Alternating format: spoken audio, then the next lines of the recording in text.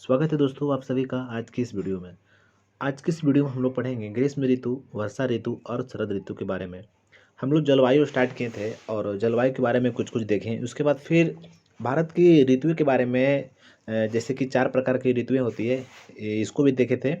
जिसमें से हम लोग शीत ऋतु पढ़ लिए और फिर आज पढ़ेंगे ग्रीष्म ऋतु, वर्षा ऋतु और शरद ऋतु। इतना दिन से वीडियो नहीं जा रहा था, थोड़ा तबीयत खराब हो गया था, अच्छा नहीं था। तो अब से वीडियो रेगुलर मिलेगा आपको। आपको ये काम करना है, वीडियो पूरा देखना है और इसको जो भी रहता है ना, ये सब जितना बताते हैं इसको कॉपी में लिखते चलना है, कॉपी में लिख लेना है। ताकि अगर हम जब ख़त्म करेंगे इंडियन ज्योग्राफी तो आप अगर लिखे रहेंगे तो क्या होगा कि नोट्स एक प्रकार से आपका बन जाएगा, तैयार हो जाएगा। तो चलिए वीडियो स्टार्ट करते हैं। इस ग्रीष्म ऋतु से रिलेटेड जो भी बात रहेगा, अच्छा पॉइंट, उसको हम लोग इस वीडियो में पढ़ लेंगे।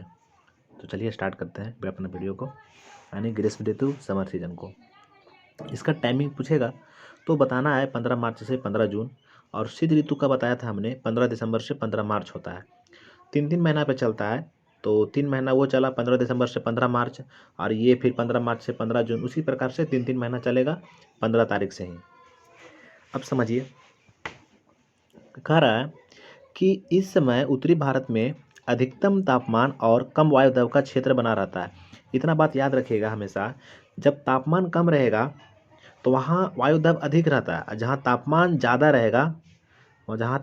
रहेगा ना, वहाँ वायु दाब कम हो जाएगा।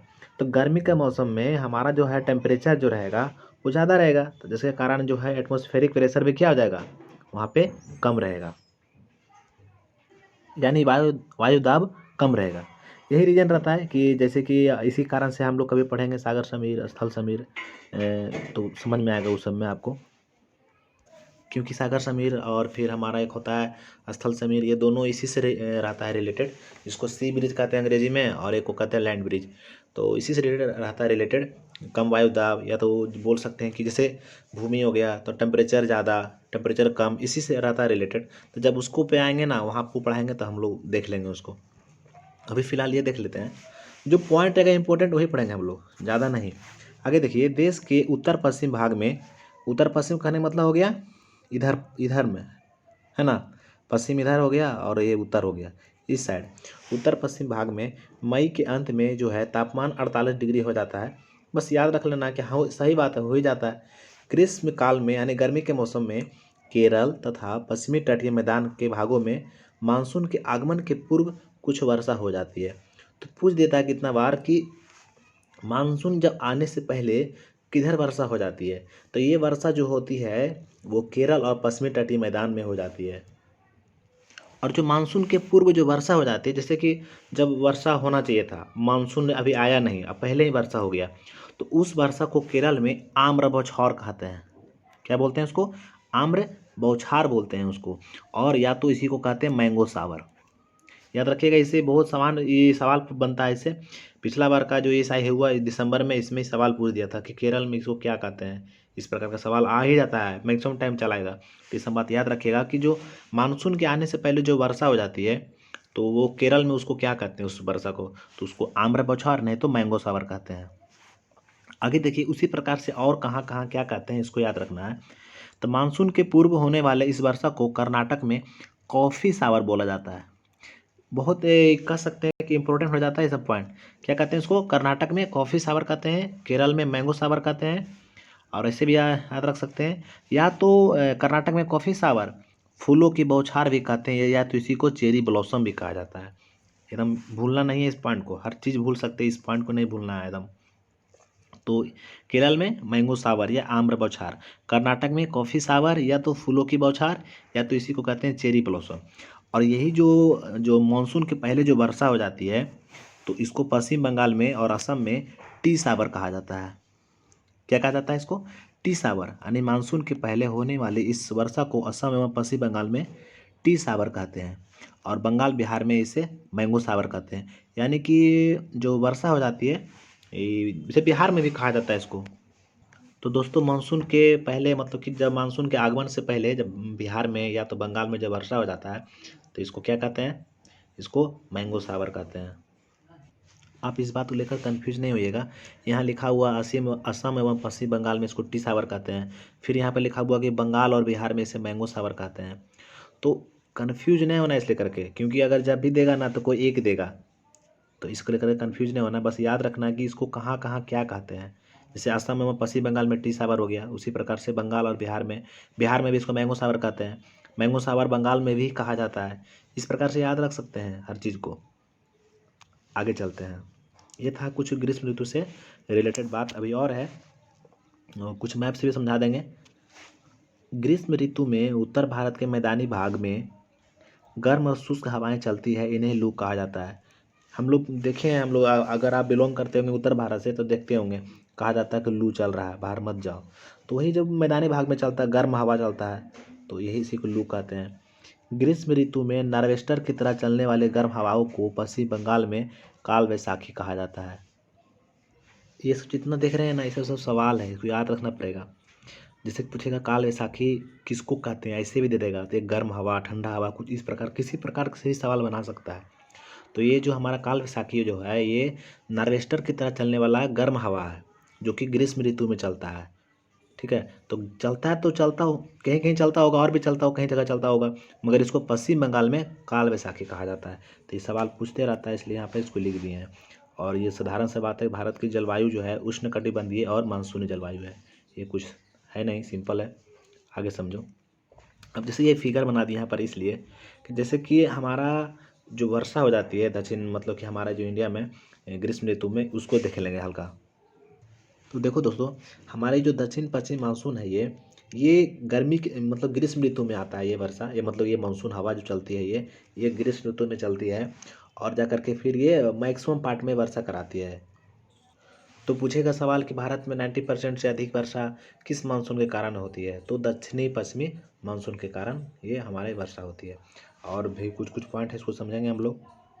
ये जो आप दक्षिण पश्चिम मानसून शीतल हवाएं देख रहे हैं, ये जो हवाएं रहती है, मानसून हवाएं जो मानसून रहती है, ये उच्च आर्द्रता वाला शीतल हवा रहता है, जो हमारा हिंद महासागर, इधर हिंद महासागर है, हिंद महासागर अरब सागर से चलने वाली रहती है, और जा करके ये केरल के मालाबार तट पे यहाँ पर से सबसे पहले वर्षा कराती है। यहाँ पे केरल के मालाबार तट पे है ना, देखिए हमारा ये केरल है, ये देखिए, देख रहे हैं ना, केरल जो करेला का आकार का केरल होता है, यही लास्ट तरफ ये यहाँ जा करके वर्षा करा देती है। और फिर धीरे धीरे 20 से 22 जुलाई तक में ये पूरे संपूर्ण भारत में ये वर्षा करा देती है। तो कुछ कुछ पार्ट है जहाँ इस हवा के कारण, दक्षिणी पश्चिमी मानसून के कारण वर्षा नहीं होती, जैसे उड़ीसा हो गया, कोरोमंडल तट हो गया, आंध्र प्रदेश का तट हो गया, इस सब में ग्रीष्म ऋतु में वर्षा नहीं होता है, खास करके दक्षिणी पश्चिमी मानसून के कारण से वर्षा नहीं होती है वहाँ। तो इसको देखेंगे, अभी तो सिर्फ यहाँ देख रहे हैं ना, इसको देखते हैं, चलते हैं वहाँ पे वर्षा ऋतु में देख लेते हैं। अब देखिए, वर्षा ऋतु का डेट याद रखना है, 15 जून से 15 सितंबर। तो भारत में जिस समय दक्षिण पश्चिमी मानसून प्रभावी होती है, उस समय को वर्षा ऋतु कहा जाता है। जैसे ही भारत में आ गया दक्षिण पश्चिमी मानसून हवाएं चली, ये कहाँ से उठती है, हिंद महासागर से उठती है, हिंद महासागर अरब सागर से।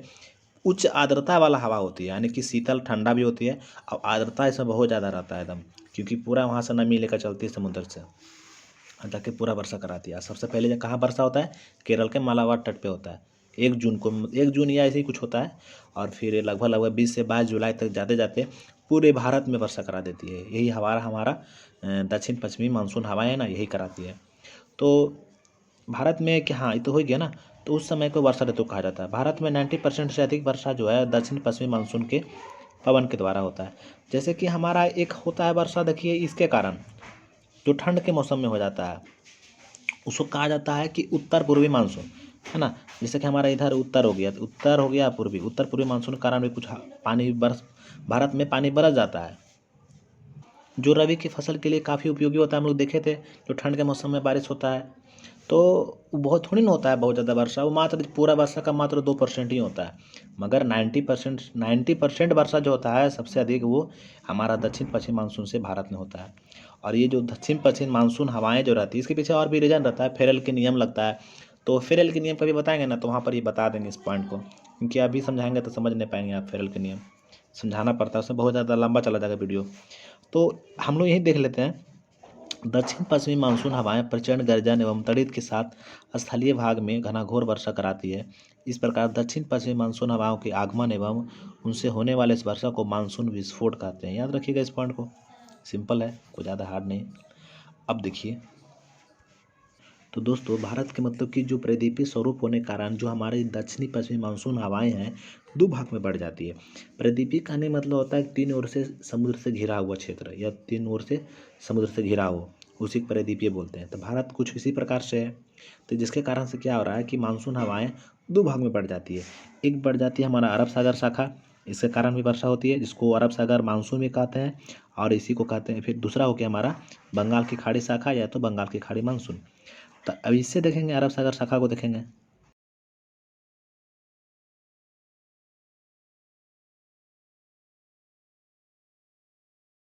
होती है।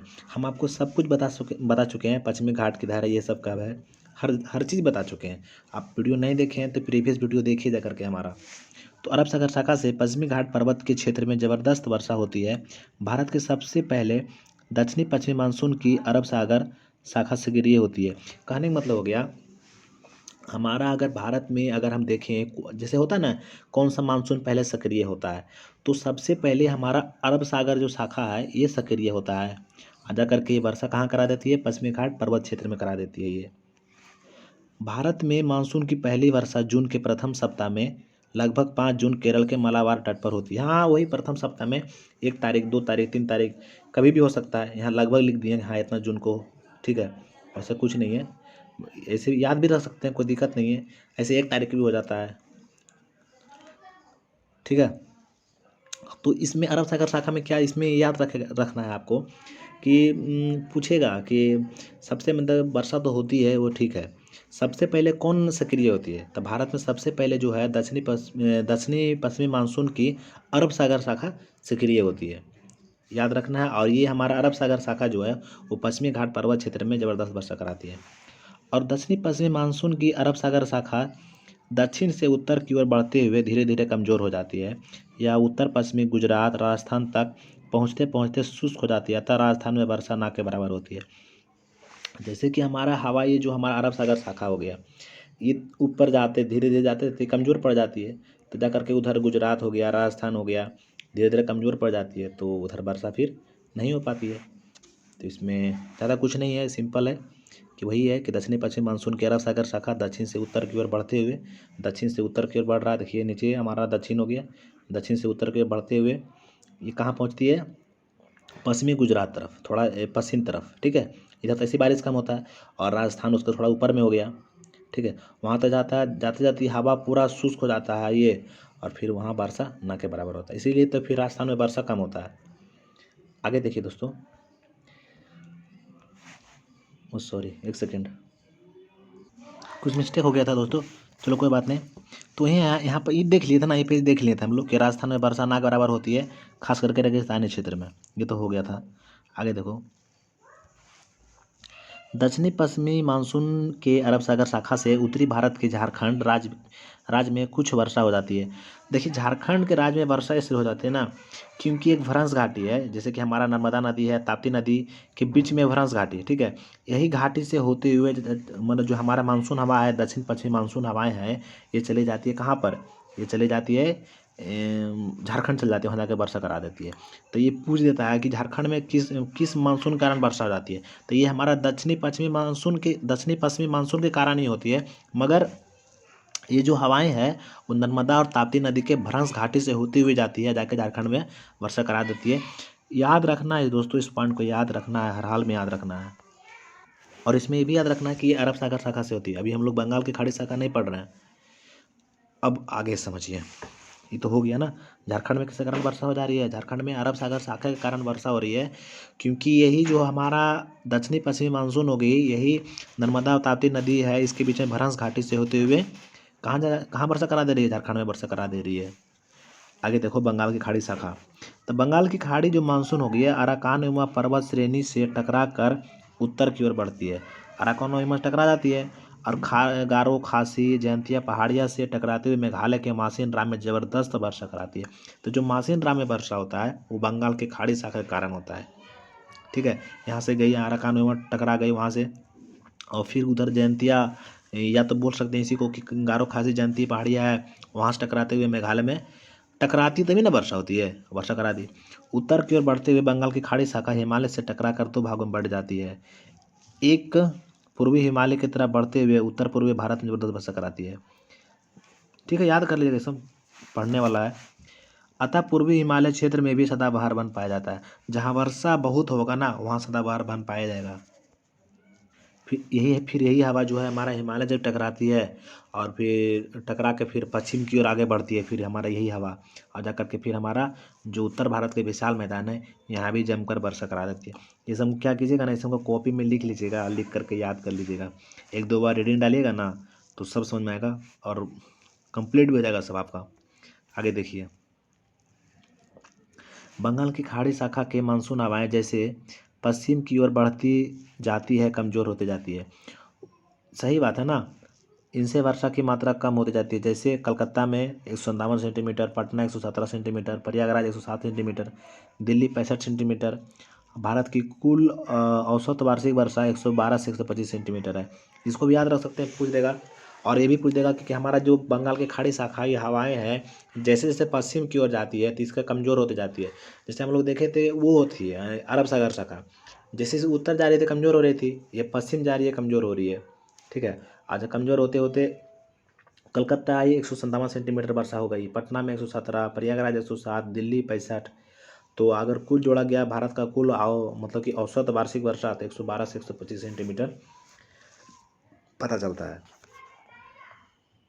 अब वो ख़त्म हो गया। अब एक और है, हमारा ख़त्म हो जाएगा वीडियो। अब छोटा सा कि ये है शरद ऋतु, जिसको ऑटम कहा जाता है। इससे भी सवाल बनता है। इस शरद ऋतु को लौटते हुए मानसून भी कहा जाता है। ठीक है, क्या कहा जाता है इसको? लौटते हुए मानसून बोला जाता है इसको। शरद ऋतु में मानसून हवाएं लौटने लगती है, इसलिए इसको लौटते हुए मानसून का काल भी कहा जाता है। सूर्य के दक्षिणायन होने के कारण, एक सेकेंड, हाँ तो दोस्तों हम लोग ये पढ़ते हैं कि सूर्य के दक्षिणायन होने से उत्तर भारत में तापमान कम होने लगता है, अर्थात भारत में मानसूनी हवाएं जो दक्षिणी पश्चिमी है 15 सितंबर के बाद लौटने लगती है। इस समय बंगाल की खाड़ी और अरब सागर में उत्पन्न होने वाली उष्णकटिबंधीय चक्रवात से तटीय क्षेत्र में कुछ वर्षा हो जाती है। तो इस पॉइंट को याद रखना है आपको शरद ऋतु के बारे में कि लौटते हुए मानसून का काल किसे कहा जाता है, शरद ऋतु को कहा जाता है। सूर्य हमारा जब दक्षिण चला जाएगा, ये भी याद रख सकते हैं, 15 सितंबर से 15 दिसंबर। सूर्य जब दक्षिण होने लगता है हमारा, जैसे कि इधर है तो इधर ठंडा पड़ेगा ना, इधर ठंडा पड़ने लगता है और जिसके कारण क्या होता है कि भारत में मानसून हवा जो रहती है वो 15 सितंबर के बाद लौटने लगती है। ठीक है, लौट जाती है, क्योंकि हवा देखिए जब टेम्परेचर यहाँ बात रहता है कि टेम्परेचर ज़्यादा रहता है तो प्रेशर कम रहता है, और जहाँ टेम्परेचर कम रहता है वहाँ प्रेशर ज़्यादा रहता है, इसीलिए फिर ये ऐसा रीजन हो जाता है, हवा लौटने लगती है फिर। तो ये हो गया, ख़त्म हो गया, हमारा टॉपिक ख़त्म हो गया, यहीं तक था। पूछ देगा कि जो हमारा तटीय क्षेत्र में वर्षा किस कारण से हो जाती है, तो ये जो होता है उष्णकटिबंधीय चक्रवात के कारण होती है, जो उत्पन्न होती है बंगाल की खाड़ी और अरब सागर में उत्पन्न होती है। इसको याद कर लीजिएगा ना, कोई प्रॉब्लम ही नहीं रहेगा। एकदम हर चीज़ को एकदम जितना बता रहे हैं ना, हर चीज़ को याद कर जाइए एकदम टोटल को। हमारा वीडियो दोस्तों देखो, हमारा वीडियो यहीं तक था। वीडियो अगर अच्छा लगेगा तो वीडियो को लाइक करना है, शेयर करना है, और अगर नए आए हमारे चैनल पर तो चैनल को सब्सक्राइब करने के बाद बेल आइकन को ऑल पे सेट करना है। हम लोग मिलेंगे अगली वीडियो में, पढ़ेंगे भारत के प्रमुख वनस्पति प्रदेश, जैसे कि हमारा उष्णकटिबंधीय सदाबहार वन हो गया, मानसूनी वन हो गया, जिसको पर्णपाती वन कहते हैं, पतझड़ वन कहते हैं, ये सब कहते हैं। ये सब हम लोग पढ़ेंगे अगले वीडियो में। तो मिलते हैं अगली वीडियो में। वीडियो देखने के लिए आपका बहुत बहुत धन्यवाद।